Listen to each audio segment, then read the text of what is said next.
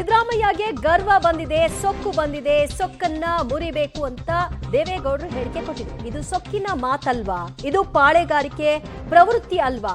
ನಿಮ್ಮ ಮೊಮ್ಮಗನ ಗೆಲ್ಲಿಸಲು ವಾರದಿಂದ ಇಲ್ಲೇ ಠಿಕಾಣಿ ಹೂಡಿದ್ದೀರಿ. ನಿಮ್ಮ ಮಗ ಸಿಎಂ ಆಗಿದ್ರು ಚನ್ನಪಟ್ಟಣಕ್ಕೆ ಏನ್ ಮಾಡಿದ್ದಾರೆ? ಏನು ಮಾಡಿಲ್ಲ. ಬಂದು ಅಳ್ತಾರಷ್ಟೇ, ವಂಶದ ಪರಂಪರೆ ಅಂತಾರಷ್ಟೇ. ಸೊ ಹತ್ತದಕ್ಕೆ ಮೊನ್ನೆ ದೇವೇಗೌಡರು ಪರಂಪರೆ ನನ್ನ ತಂದೆಯಿಂದಲೇ ಬಂದಿದೆ ಅಂತ ಹೇಳಿದ್ರು. ಅದೇ ವಿಷಯವಾಗಿ ಕೌಂಟರ್ ಕೊಟ್ಟಿದ್ದಾರೆ. ಹಾಸನದಲ್ಲಿ ಹೆಣ್ಣು ಮಕ್ಕಳು ಕಣ್ಣೀರಲ್ಲಿ ಕೈ ತೊಳಿತಾ ಇದ್ದಾರಲ್ಲ, ಆಗ ನಿಮ್ಮ ಈ ರೋಷಾವೇಶ ಕಣ್ಣೀರು ಯಾಕೆ ಬರಲಿಲ್ಲ ಅಂತ ಸಿಎಂ ಸಿದ್ದರಾಮಯ್ಯನವರು ಮಾಜಿ ಪ್ರಧಾನಿ ದೇವೇಗೌಡರ ವಿರುದ್ಧವಾಗಿ ಮಾತನಾಡಿದ್ದಾರೆ. RL ಜಾಲಪ್ಪ ಇಲ್ದಿದ್ರೆ ನೀವೆಲ್ಲಿ ಸಿಎಂ ಆಗ್ತಿದ್ರಿ ಅನ್ನುವಂತಹ ಪ್ರಶ್ನೆ ವಿಚಾರವಾಗಿ ಕೂಡ ರಿಯಾಕ್ಟ್ ಮಾಡಿದ್ದಾರೆ. ಮಿಸ್ಟರ್ ದೇವೇಗೌಡ, ಸಿದ್ದರಾಮಯ್ಯನನ್ನ ನಾನು ಮುಖ್ಯಮಂತ್ರಿ ಮಾಡಿದೆ. ಮಿಸ್ಟರ್ ದೇವೇಗೌಡ, ನಿನ್ನನ್ನು ಮುಖ್ಯಮಂತ್ರಿ ಮಾಡಿದವರು ಯಾರು? ನಾನು ಜಾಲಪ್ಪನವರು ಇಲ್ಲದೆ ಹೋಗಿದ್ರೆ ಈ ದೇವೇಗೌಡ ಮುಖ್ಯಮಂತ್ರಿ ಆಗಲಿಕ್ಕೆ ಸಾಧ್ಯನೇ ಇರಲಿಲ್ಲ ಅಂತಕ್ಕಂಥ ಮಾತುಗಳನ್ನು ಹೇಳಲಿಕ್ಕೆ ಬಯಸ್ತಾ ಇದ್ದೇನೆ.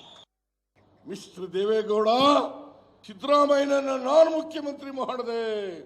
ಮಿಸ್ಟರ್ ದೇವೇಗೌಡ, ನಿನ್ನನ್ನು ಮುಖ್ಯಮಂತ್ರಿ ಮಾಡಿದವರು ಯಾರು? ನಾನು ಜಾಲಪ್ಪನವರು ಇಲ್ಲದೆ ಹೋಗಿದ್ರೆ ಈ ದೇವೇಗೌಡ ಮುಖ್ಯಮಂತ್ರಿ ಆಗಲಿಕ್ಕೆ ಸಾಧ್ಯನೇ ಇರಲಿಲ್ಲ ಅಂತಕ್ಕಂಥ ಮಾತುಗಳನ್ನು ಹೇಳಲಿಕ್ಕೆ ಬಯಸ್ತಾ ಇದ್ದೇನೆ. ಮಿಸ್ಟರ್ ದೇವೇಗೌಡ, ಸಿದ್ದರಾಮಯ್ಯನನ್ನ ನಾನು ಮುಖ್ಯಮಂತ್ರಿ ಮಾಡಿದೆ. ಮಿಸ್ಟರ್ ದೇವೇಗೌಡ, ನಿನ್ನನ್ನು ಮುಖ್ಯಮಂತ್ರಿ ಮಾಡಿದವರು ಯಾರು? ನಾನು ಜಾಲಪ್ಪನವರು ಇಲ್ಲದೆ ಹೋಗಿದ್ರೆ ಈ ದೇವೇಗೌಡ ಮುಖ್ಯಮಂತ್ರಿ ಆಗಲಿಕ್ಕೆ ಸಾಧ್ಯನೇ ಇರಲಿಲ್ಲ ಅಂತಕ್ಕಂಥ ಮಾತುಗಳನ್ನು ಹೇಳಲಿಕ್ಕೆ ಬಯಸ್ತಾ ಇದ್ದೇನೆ.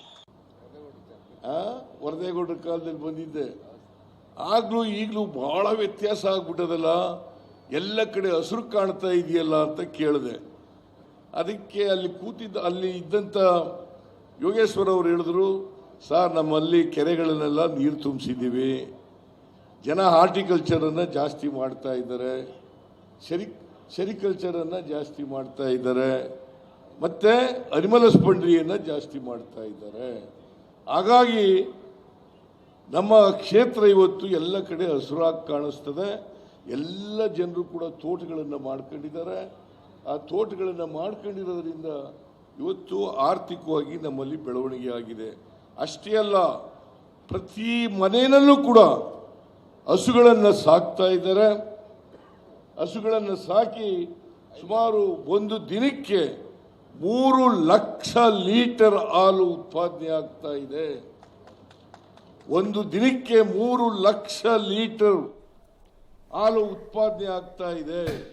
ಬರೀ ಓಕೆ, ಚನ್ನಪಟ್ಟಣದ ಅಭಿವೃದ್ಧಿ ವಿಷಯದಲ್ಲಿ ಯೋಗೇಶ್ವರ್ ಅವರ ಪರಿಶ್ರಮವನ್ನು ಕೂಡ ಪ್ರಸ್ತಾಪ ಮಾಡ್ತಾ ನಿಮ್ಮ ಕೊಡುಗೆ ಏನು?